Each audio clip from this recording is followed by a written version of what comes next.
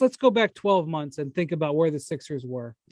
The Ben Simmons problem was in their face. I don't know if Ben was days away from basically saying he wasn't showing up to camp.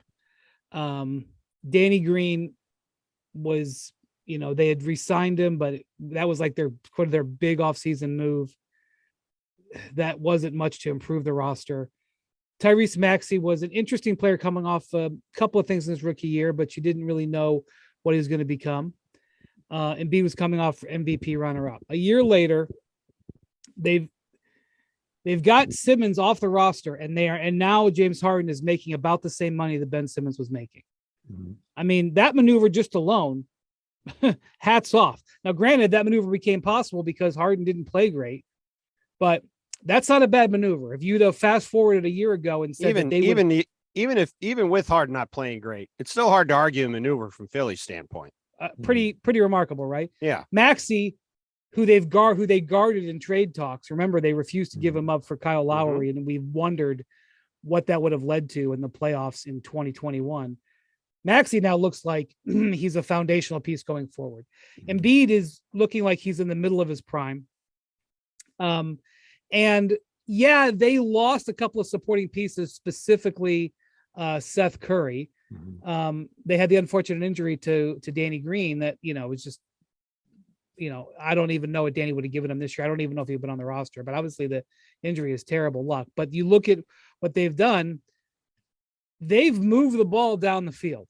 Daryl Morey has moved the ball down the field. Now, 12 months from now, if he's like got an axe hanging over his head and has to give Harden $200 million and he has another sort of average season, then we have a different discussion. But considering the hand that he was holding a year ago, the Sixers are moving in a positive direction. The question is it a positive enough to materially change the balance of power in the East? And I just don't know if we have that answer. I think it really comes down to do you believe in Harden? I mean, all the other stuff is sort of ancillary. It's all secondary. Right? It's all secondary. How good is James Harden? Tell me that answer. I'll tell you how good the Sixers are. They have positioned themselves to where if James Harden is some version of Houston, or like you said, even early the Brooklyn one, James Harden. Right. Can he be Brooklyn James Harden before he got hurt? And if he can be, and Embiid is healthy, they're absolutely a championship contender. If he's the guy who we saw huffing and puffing and trying to avoid the ball in the playoff series against the Heat, then that's probably about as far as they go. Well, it also depends on what happens with Maxey and whether Maxey takes another jump. Well, yeah. I mean, is Maxey headed towards being a max player after this year? I mean, Maxey is going to be highly motivated to have a big year. And what is his role next to Maxey? So, I mean, that's another thing I'm going to be watching. I don't know what Maxey's ceiling is. He's a really good player. I don't know if he's a star.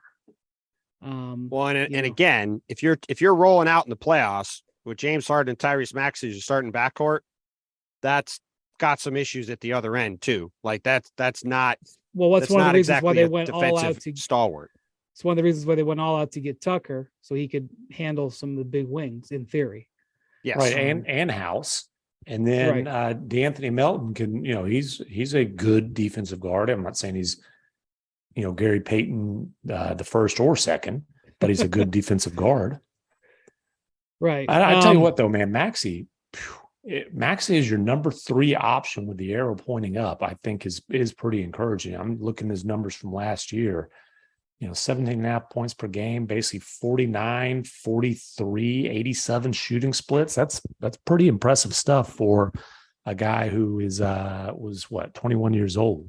And so often, it's obviously not an ironclad rule. There's 100 different, guys you could point to where this isn't always the case. But so often in the NBA, your third year defines who you are as a player. Okay, we knew in Luka's first year is pretty good. We knew in LeBron's first year is pretty good. We knew in Anthony Bennett's first year that might be troublesome.